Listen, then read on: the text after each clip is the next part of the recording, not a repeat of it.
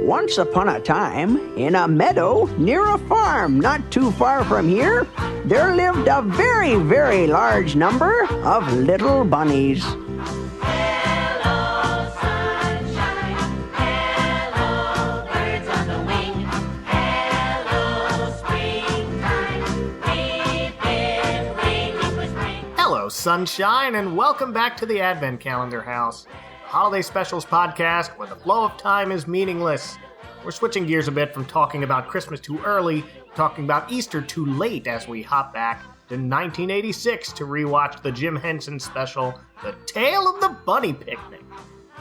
I am giant mutant farmer who apparently knows a great recipe for a hypoallergenic stew, Mike Westfall, and joining me is a woman who answered the Who I'd Like to Meet field of her MySpace profile with Bean Bunny. Please welcome back Emily Rowley. Hey, Emily. Hello, I can't believe you remembered that. I totally remembered that, especially since this was your pick. This was your recommendation to me. So, Yes. I admit I didn't see this one until after Jim Henson was dead, and I believe it ran on Nickelodeon at the time. Do you have an earlier memory of watching this? Wow, Nickelodeon might be it. Like, I felt like I had a memory where I was watching it all the time when I was a child. But then I looked and it was made in 86. I was only 4. So I don't know if it's one of those things kind of like the original run of Fraggle Rock where in my memory it was on all the time, but in reality I was only watching it on like HBO preview weekends. Okay.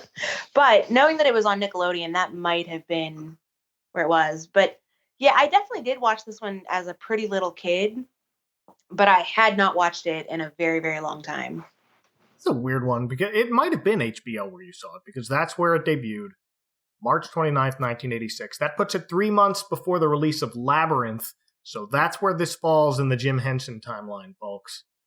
But it's the exact opposite aesthetic of grotesque Goblin Kingdom, led by a divine David Bowie. Here we have cute little bunnies who live next to a farm owned by a terrifying giant Muppet farmer. So Wikipedia calls this an Easter special. HBO ran it for years at Easter time. For our purposes, it's an Easter special, but it is not at all an Easter special. These aren't Easter bunnies. They are bunnies, and it is springtime, but that's it. Yeah, again, like the fragmented memories that I had of it, I definitely had it sort of in the bucket of being an Easter thing. But yeah, no, there's no reference to Easter or anything, just that it is definitely springtime and they have a picnic. No, and I think they promoted it as sort of an Easter time special. Like, people argue Die Hard isn't a Christmas movie. My reply to that has always been there's more Christmas in Die Hard than there is in Jingle Bells. And there's more Christmas in Die Hard than there is Easter in this special, but it's close enough that nobody really cares. And to be fair, you know what else this special isn't about? A bunny picnic. No.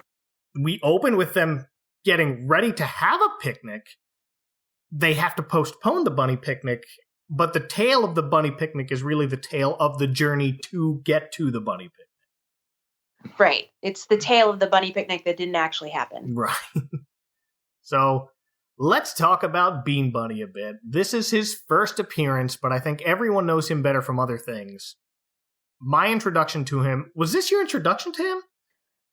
Yeah, I think it must have been. Oh, wow. Okay. And I was excited, like, when he would pop up in other stuff when he got folded into sort of the ensemble of the Muppets. Yeah, my introduction to him was on the Jim Henson Hour, where he was a regular on the Muppet television segments, and his purpose on that show was that he was an insufferably cute ratings machine. He was Nermal. But that was the punchline of that particular show. But then he started showing up in every new Muppet thing. He quickly became Poochie. Whenever Bean Bunny's not on screen, all the other characters should be asking, where's Bean Bunny? He's the main character on Muppet Vision 3D at Disney's Hollywood Studios. Have you been on that? I haven't. I've never been to Disney. Oh. I know. Highly recommend when you go there. It somehow managed to survive, despite being the one thing separating the Star Tours ride and the rest of Star Wars Galaxy's Edge. Wedged in between there is this Muppet section with that ride, a restaurant called Pizza Rizzo, and nothing else are just hanging in there. But that's one of the last things Jim Henson worked on. So I think and I hope Disney realizes that and is keeping it running based on that. Yeah, I mean, I'm glad to hear that it's still there. I knew that they had some Muppet content at Disney World, but I also knew with all of the other sort of IPs that they've been swallowing in the last 20 years that the Muppets have, like, the shine's fallen off, except for, like, 80s nostalgia nerds like ourselves. Yep. So being all that, he showed up in Muppet Babies very, very late in its run. Yes. And at this point, even among the staff, I think it was Brian Henson who said they love to hate Bean Bunny backstage. So that's why later, after Steve Whitmire took over as Kermit, Bean sort of became a punching bag in the background. He went from being Poochie to being Scratchy. See, I don't have any recollection of that. I didn't realize that he was like, the unloved Muppet. I always just thought he was great. But my secondary memory of him outside of this was where he pops up in Muppet Christmas Carol. Yes, that's where my kids know him from. That's, I think, where anyone under 20 knows him from. And that's the point where I start, all right, well, Steve's doing Kermit now, but let's put Bean in here. He gets wreaths thrown at him, and then every Muppet movie after that, really, Muppets from Space and Treasure Island, he's just kind of the victim of gratuitous Muppet violence in the background, and that's it. Poor little bunny. Yeah. Great. But to get to that point, we have to start here at the Tale of the Bunny Picnic. A story Jim Henson introduced originally, but that introduction never made it to VHS copies. But thank goodness for YouTube. Hi there. My name is Jim Henson, and I'd like to tell you just a little bit about the Tale of the Bunny Picnic. Now, the idea for this started one evening when my daughter Cheryl and I were sitting in a park at twilight. And while we were sitting there, a whole big bunch of bunny rabbits came hopping out, looking for all the world like they were going to have a meeting or a convention or something. And about that time, a great big dog showed up on the scene. He saw the rabbits. He started barking like mad, and the rabbits, of course, disappeared in a flash. Well, Cheryl and I thought it might be fun to make up a story about what had just happened. And from that notion came the Tale of the Bunny Picnic. And here we are. And knowing that's where this came from, this absolutely feels like one of those writing assignments a teacher would give a kid with just a picture or two and say, make up a story about this, but make it 20 pages long. Yeah, I went back and watched obviously the whole special, and then you had sent me a link to the Jim Henson intro, which I watched after. And he sets it up like, let me tell you how this story started. And it's like, oh, we saw a rabbit and it ran off because we saw a dog. Like, okay, yeah, that's pretty much what we got. That is. And they stretched it out to 50 minutes, and again, HBO, so no commercial breaks. Right. But that's still the better part of an hour, and somehow, to me, it didn't feel like an hour. Usually, I watch these specials, and the ones meant to fill an hour feel like they really should have cut it down to 30 minutes. And this could have done well to be a half hour, but at the same time, it didn't feel too long to me. No, I mean, as we talked through it, like it's economical of plot, but it didn't feel like it was really dragging or like there was anything extraneous stuck in there. No. So yeah, let's get into it. We open in a meadow village that's home to a very large number of little bunnies. It's like their own little shire as they sing, "Hello, sunshine." Oh, I was thinking the same thing, that it was very Shire-esque. But as far as Muppet sets go, it's got layers to it, so you can add more of them to the background. It's not super elaborate like Emmett Otter's set was, but they're building this huge backdrop with a larger wilderness. It feels cozier. It felt like I was shrinking down to the size of a bunny and entering their world. Yeah, I agree. I love it when Henson would do stuff like this, where rather than the Muppets who always existed in our world, like they created an entire new like set that the characters existed within, like the background and the foreground and everything. It always made me really happy to see sort of the layers of the aesthetic. Yeah, I like being able to, like, it's a complete escape. Because you'll watch movies like Muppets Take Manhattan and they're in our world and you can see the kind of size differential with everything. Here, it's very contained, and I think that makes it work. Yeah, and the literal book ending of it, you kind of going into the storybook, you really feel like you have. Oh yeah, that's right. I forgot that it's bookended with it's some old voice telling a story once upon a time. Yes.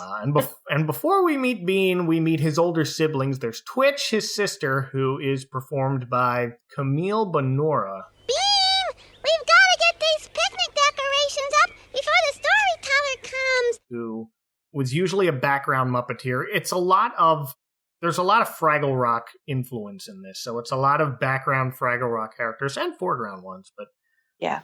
Camille Bonora did a bunch of one-off characters on Sesame Street, like, here's Meryl Sheep, Camille.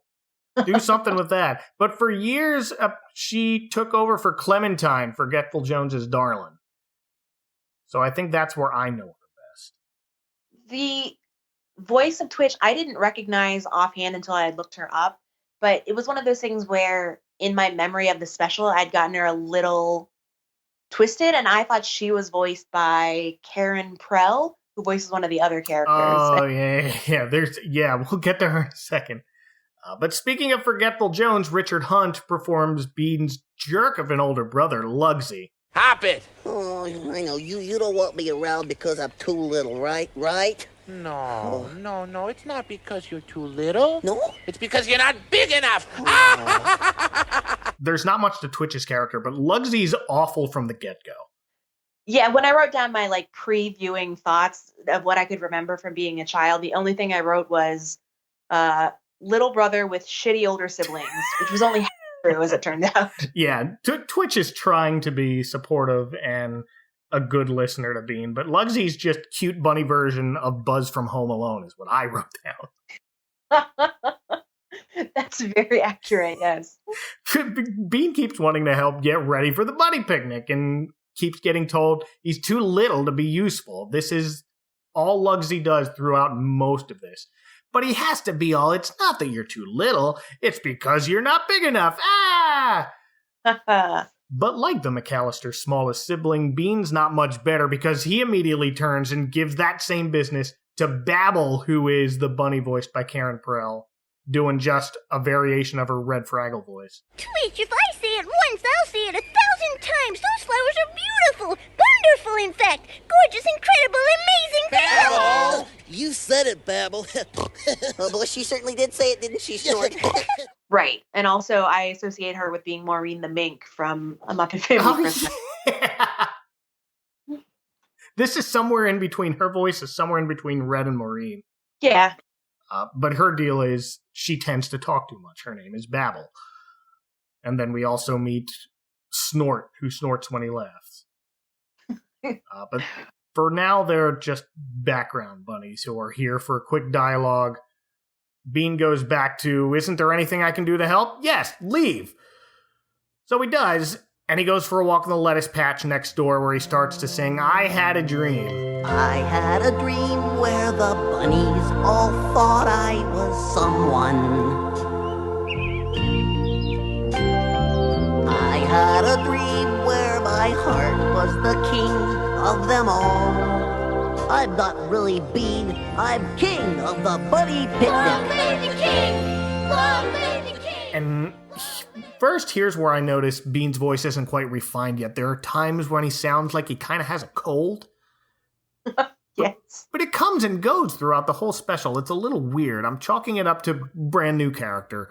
Lord knows everyone on The Simpsons sounds differently than they did from 30 years ago. So that's fine.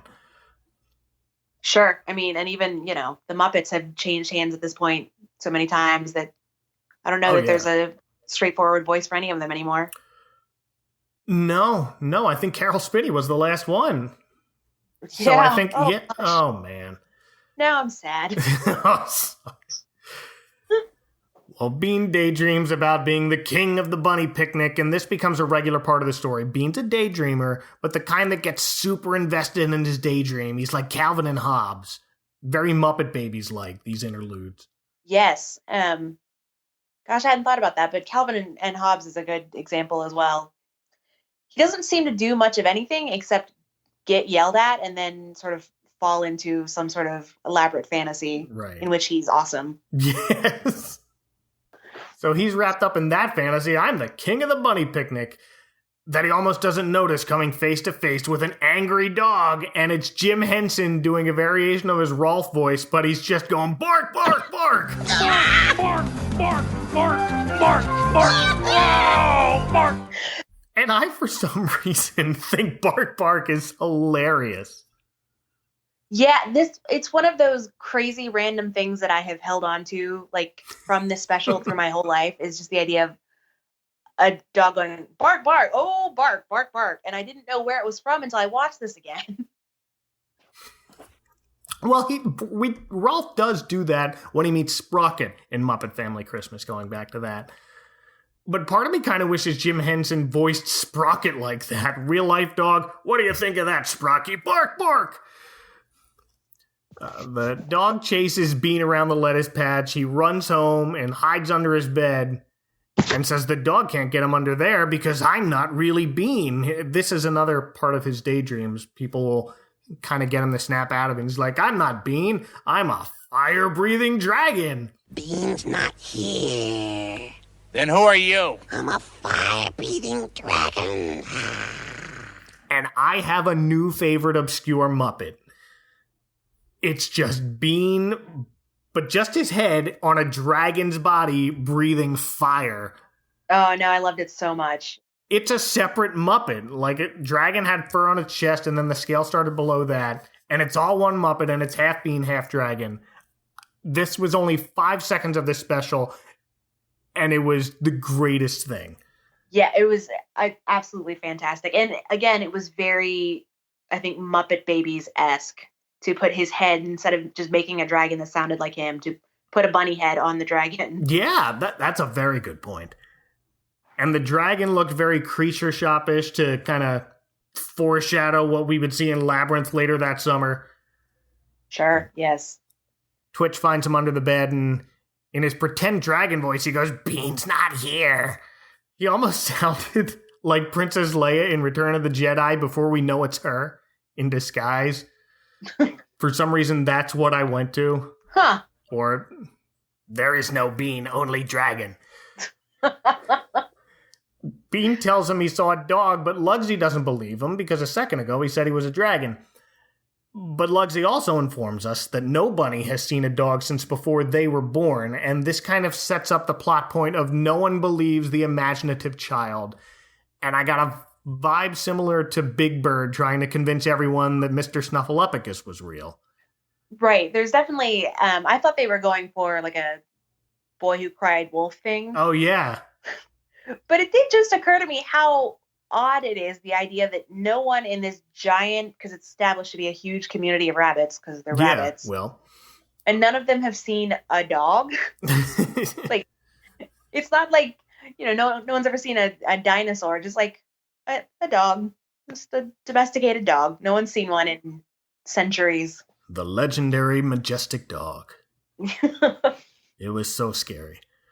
Well, anyway, this is when their mother calls for them, and we meet the rest of Bean's family. His mother is voiced by Louise Gold, who's another second-tier Muppet performer. Her most notable role is Annie Sue, the other female pig with the curly blonde hair. Do you remember her? I only have faint memories of her existing. I don't. It's one of those things where, like, I can almost see the image, but I have no actual memory of anything that she did. Right. She's just Piggy's rival, but she doesn't mean to be. It's one of those deals. Sure. Because, of course, Miss Piggy needs a rival. And Bean's dad is very much Kevin Clash doing a variation of his Hoots the Owl voice, but less grovelly and more fatherly, I guess. Oh, here they are! Oh, bunnies, we've looked everywhere.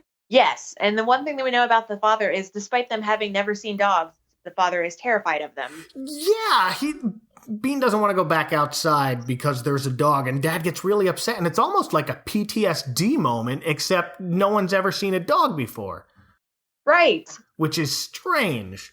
So I don't know if it's just before the kids were born, or if he just heard enough nightmares about this legendary dog that it sets him off every time. This is another ongoing thing. There's a dog out there! Dog? Did you say dog? Dog!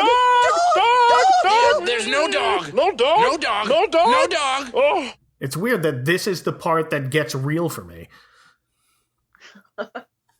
Yeah, they have to like talk him down every time he hears the word. Yeah, it's up to Lugsy to calm down his dad.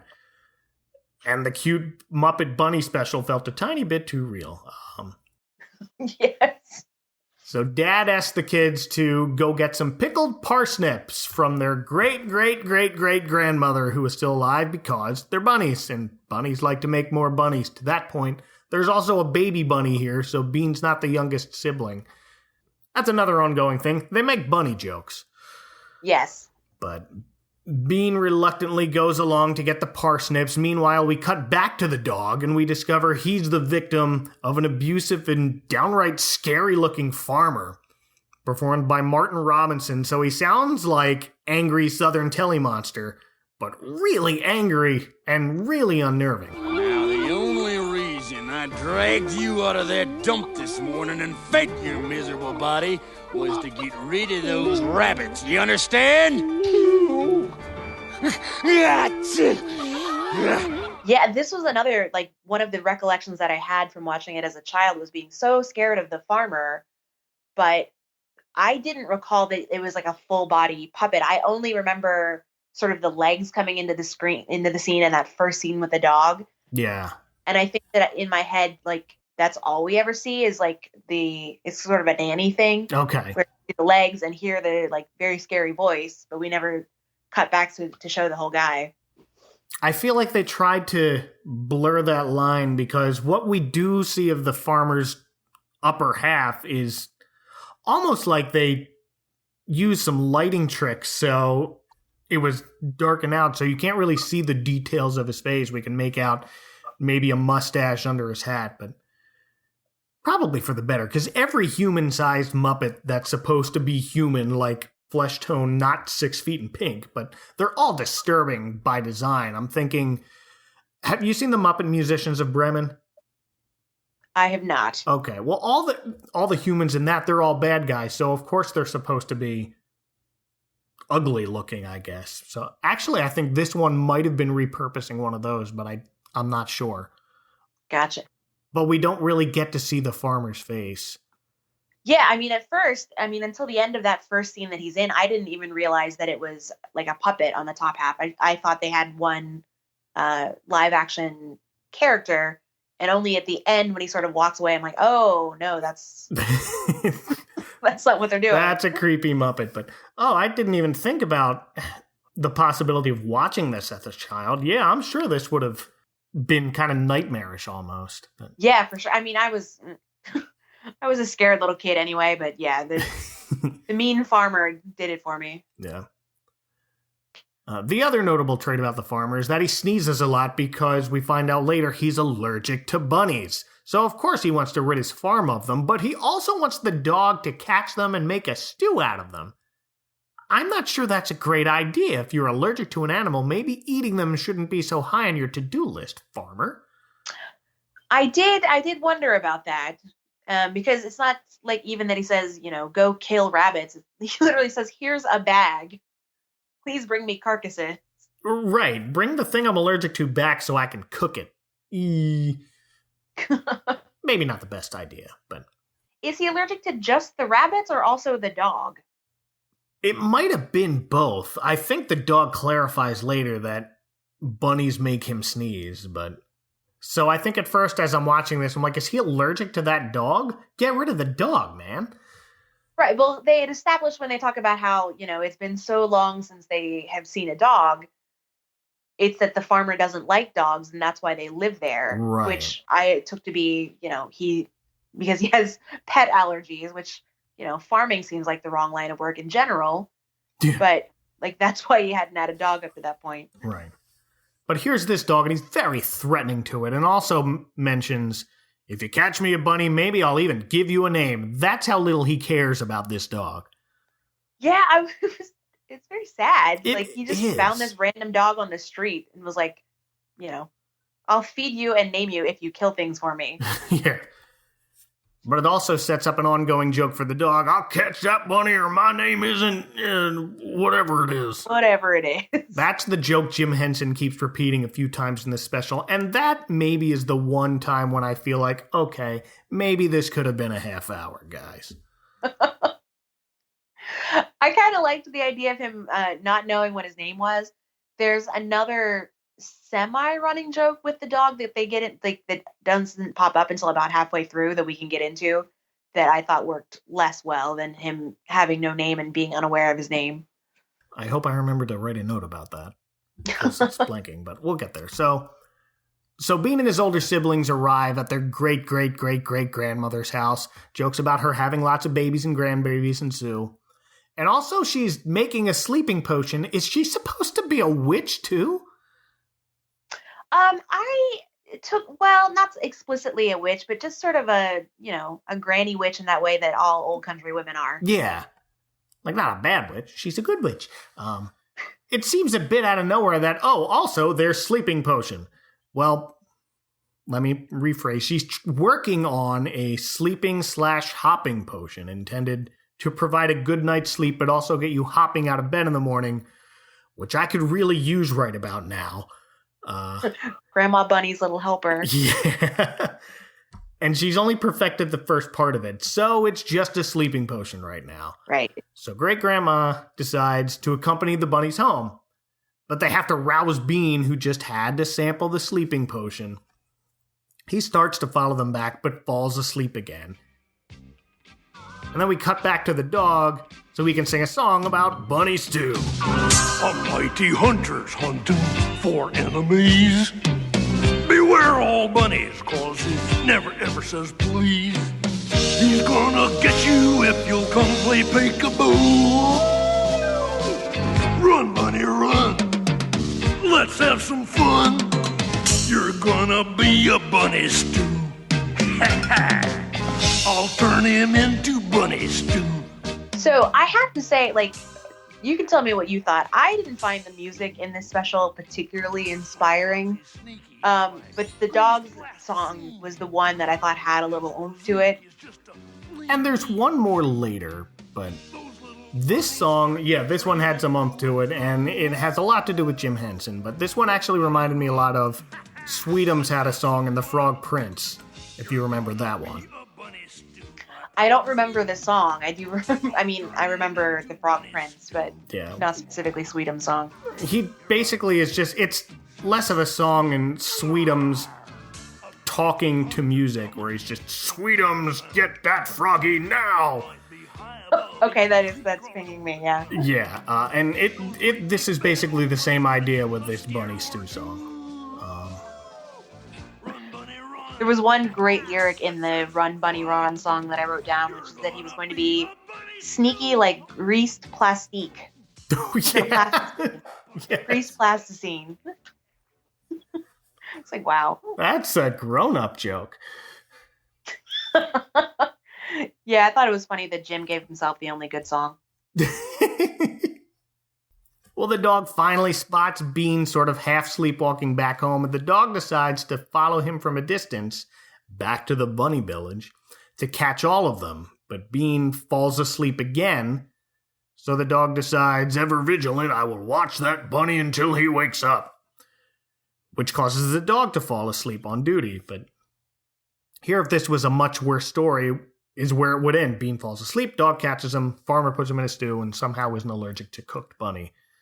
But no, we have another half hour to fill. Well, more than that, actually. We're not even halfway yet. But after these messages, we'll be right back. Yeah.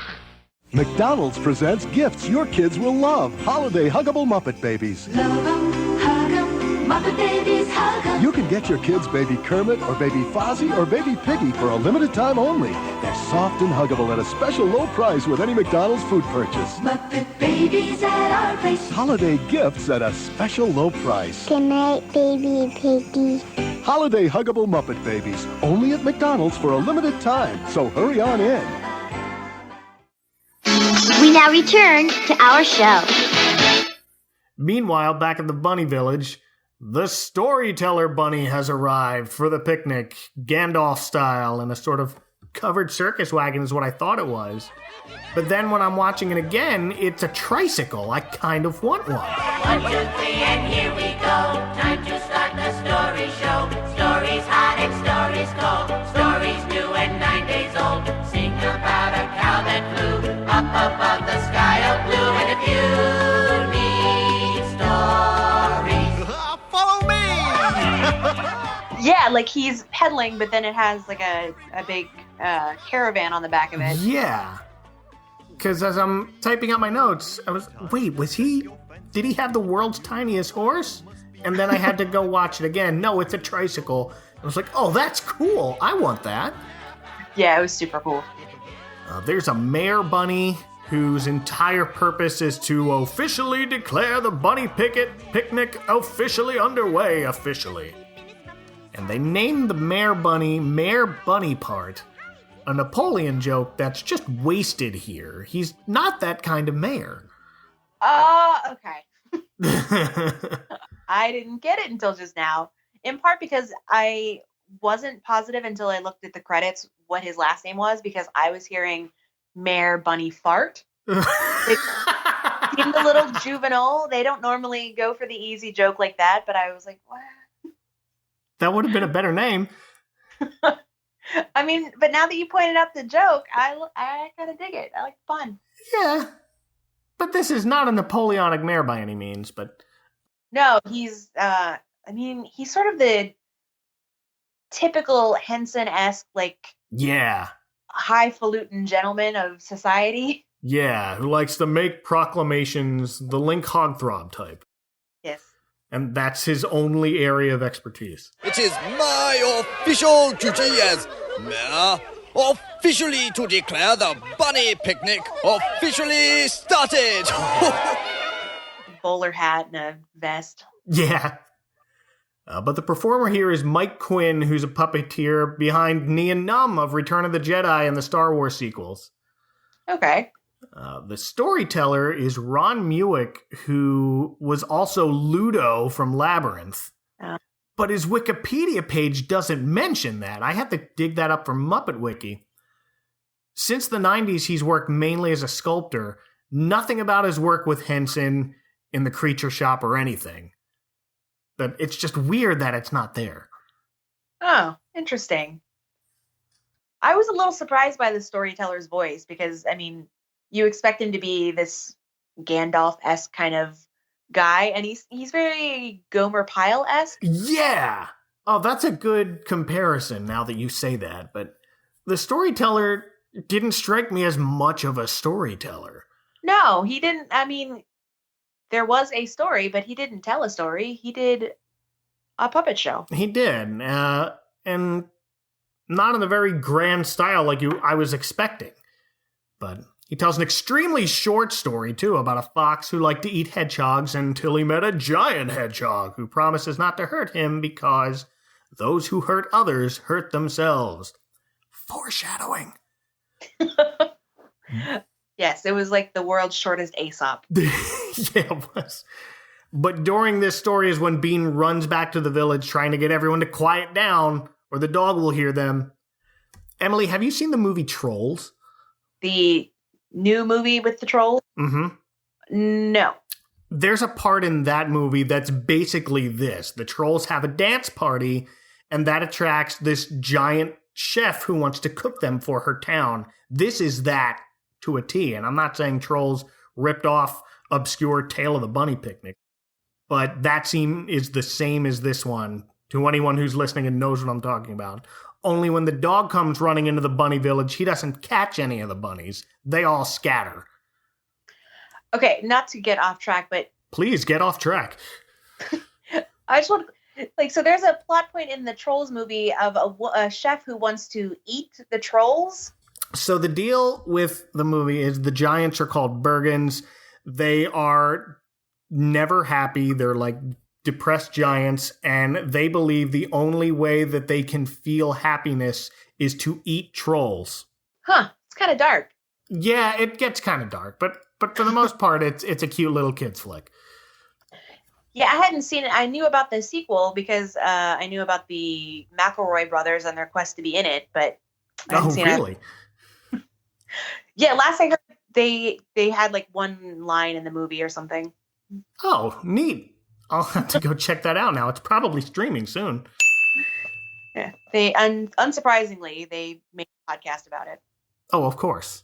Yes. But this scene with the dog coming in is finally, we get to the scene Jim Henson and his daughter saw at the park almost exactly halfway through this. It took them 25 minutes to set up the scene they actually saw in the park, which I thought was funny. I was actually surprised that it happened this way, because I was sure that it was going to be an entire movie of like Bean running into the dog, running away from the dog, telling people he saw a dog, nobody believing he saw a dog. So the fact that like midpoint they're like, oh shit, there's a dog. Like I was actually surprised by that. Yeah, I think you were right about this. This looked like they were setting up a Boy Who Cried Wolf thing, and I thought they were going to do that again. But no, here comes the dog. Bark, bark. And then all the bunnies are now stuck inside their homes while the dog sits and waits outside. And oh no, the bunny special just accidentally got topical. The dog's name is Coronavirus. All the bunnies are quarantined. If only the farmer was coughing instead of sneezing. Oh, God.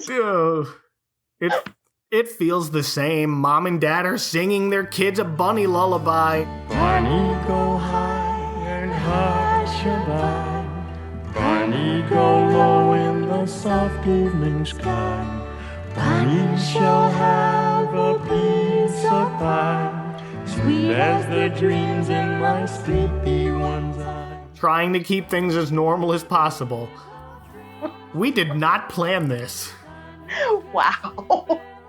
But just like a bunch of terrible curve flatteners, once the parents leave the room, Bean, Lugsy, and Twitch immediately get up and sneak out, deciding it's up to them to scare away the dog. Bean has a plan, so they round up their friends, Blabber and Snort from earlier, and also Bulbous, guess what his character trait is, kids? And Bebop, a sunglasses-wearing, scat-talking bunny, also voiced by Kevin Clash. Hey, look, Bop the Eggsy. What do you think it is? Yeah, Bebop had shown up out of nowhere in the song right before the storyteller shows up, and I just wrote down random 80s bunny, ? Yep. He's got on like a skinny tie and a Miami Vice blazer. I didn't notice the Miami Vice blazer, but yeah, that's exactly it. That's his character. And he's got something bebop and diddly dop. What are we doing? That was almost like Wolfman Jack. It was now. This is the tale of the bunny picnic.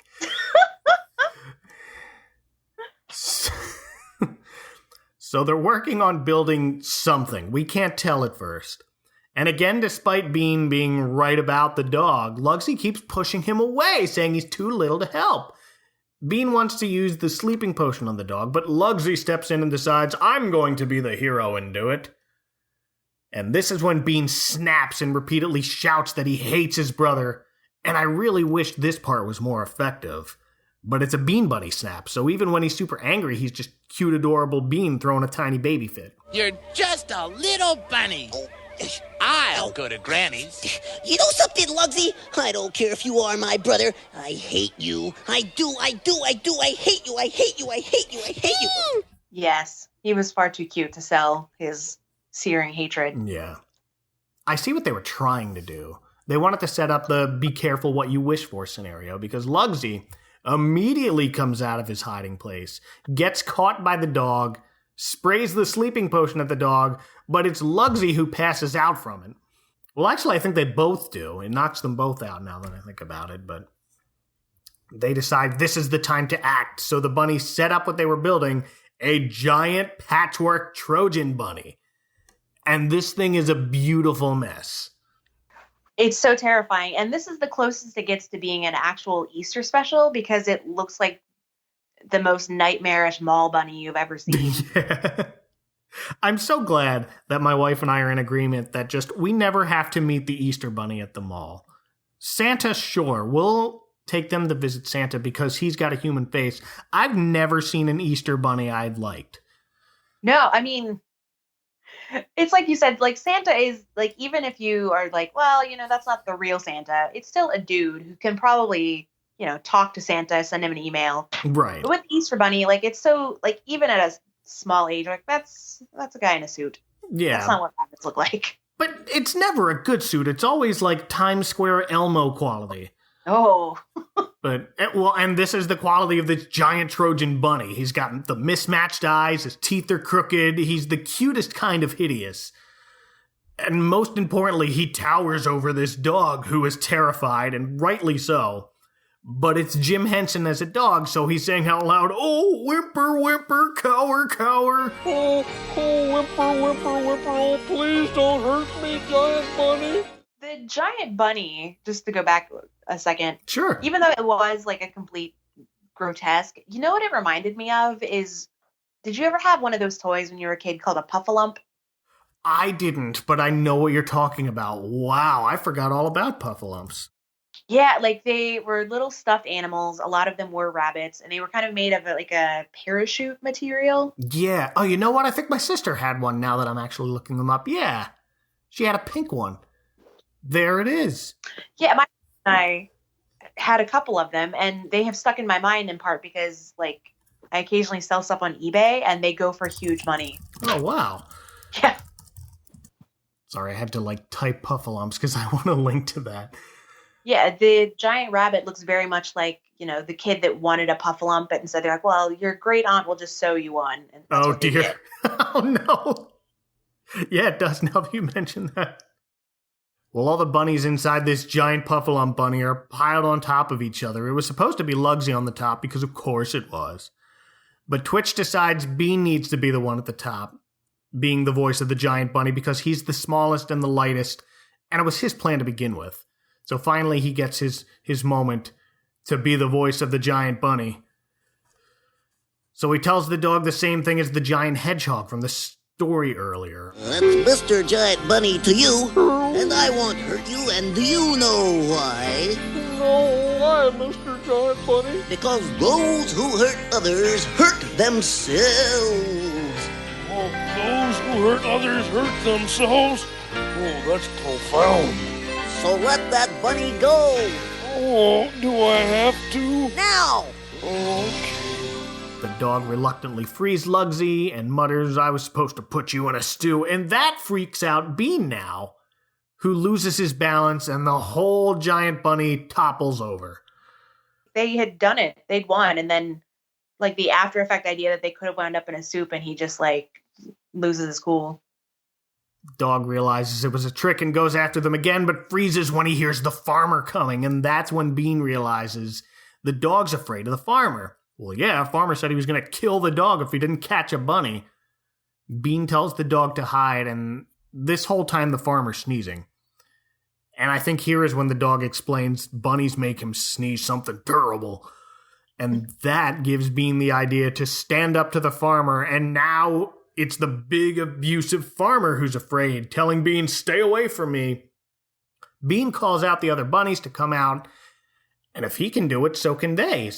And here comes the epic song of the special that I thought. It's called Drum of Time. When you stand all alone, and you feel the weight of zero in your bones, when the wrong just goes on, and the fight is like a night without a dawn, There's a voice you will hear.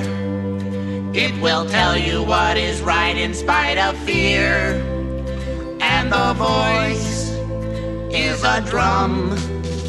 It will lead you to your courage. It will tell your friends to come when you stand. Thoughts on this song? It was a very sort of Les Mis moment, wasn't it? Yeah, that's exactly what I wrote. I'm like, this is like, do you hear the people sing out of nowhere? Yes. All the bunnies gather together and stand up against this giant farmer. The song itself is very reminiscent of something we'd hear out of Fraggle Rock, but cranked up to Les Mis. It's a lot of the same team working on this, too, but I loved this part. Yeah, I mean, it sounds weird to say staging when it's puppets, but the way that they all sort of converge on the farmer is very different from anything else in the special, but it really worked. It did. He continues to back away scared until finally his pants fall down. Oh, that's another running detail throughout this. Every time the farmer has a sneezing fit, he loses a button on, I guess, his pants. I didn't think it was clear. Here it's clear they fall down, causing all the bunnies to laugh. And he runs away, and we get the closest thing we'll ever get to a Jim Henson approved Muppet butt shot. Yes, his long johns are showing. Oh, were they long johns? I thought it was supposed to be like his actual legs, and it was a butt shot for a sec. I think he had like long johns on, but they were pretty fleshy. Yeah, that makes more sense now that you mention it. But you decide. Well, Lugsy finally tells Bean that was wonderful, and though he's little on the outside, he's one big hero on the inside. The dog apologizes for trying to catch them and then realizes he's now effectively homeless. But Bean invites him to live with them in their village. Very mid-'80s ending. It was like, Sloth, you're going to live with me now. Right. I should have named the dog Sloth, but no, Bebop gives the dog a name, and it's Dee-Dop-De-Diddly-Dog Bop. Well, how about if we call you Dee-Dop-De-Diddly-Dog Bop? Well, that's Mr. Dee-Dop-De-Diddly-Dog Bop to you.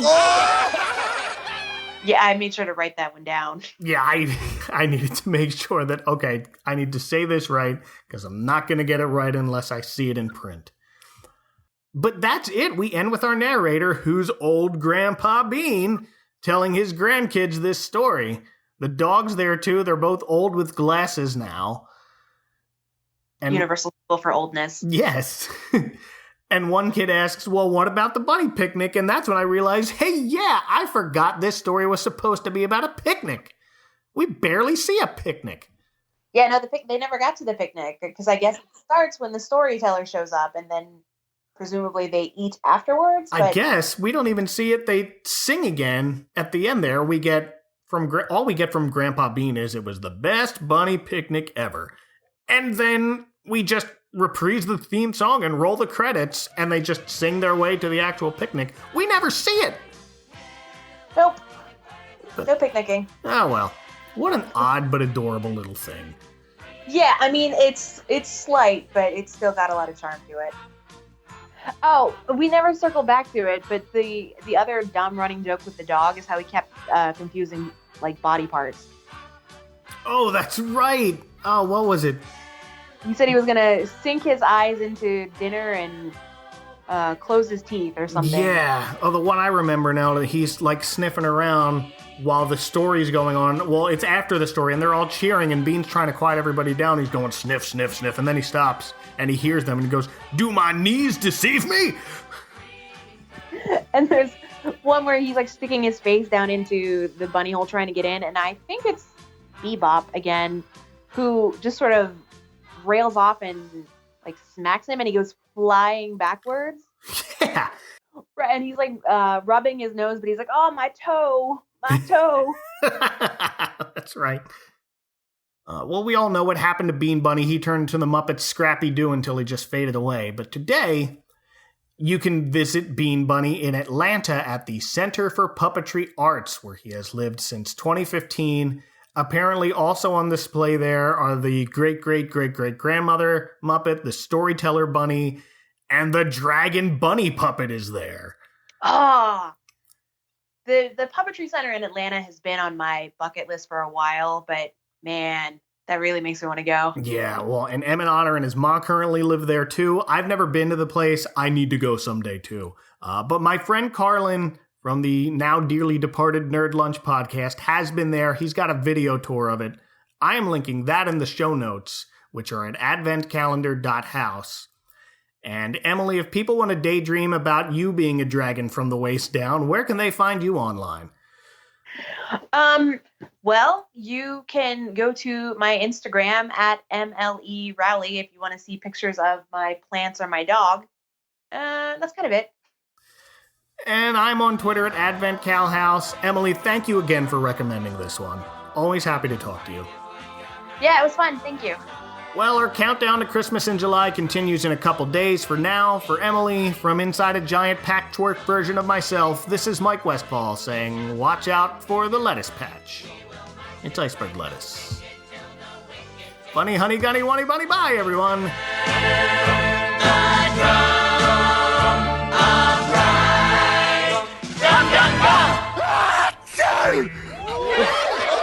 I had to write that last one, too. I kept listening to, because that was one of the things I remembered was them yelling that when they would like run out of rooms, but I couldn't get a good enough grip on what they were saying. I finally got it. It took the one where Granny was there too, because she talked a little more slowly, and she's like, "Funny, honey, gunny, wunny, bunny, hi." That's actually pretty good, Grandma. I could be a Muppet performer. I just need to learn how to puppet. Funny, honey, gunny, honey, bunny, hi! The Advent Calendar House is part of the Christmas Podcast Network, located conveniently at ChristmasPodcastNetwork.com. Ho, ho, ho, ho! Merry Christmas! Greetings, holiday shoppers. I'm Joseph Wade, and I host a podcast called Christmas Creeps. My band of merry mischief makers and I dissect holiday movies and specials all year round in search of the true meaning of Christmas. So whether you can't resist the urge to watch Home Alone in June, or you worship at the altar of mutant killer snowmen, Christmas Creeps is the podcast for the Grinch in all of us. Check us out at ChristmasCreeps.com or wherever you download podcasts. Next time on the Advent Calendar House... Way off in space in the year zero, a rocket ship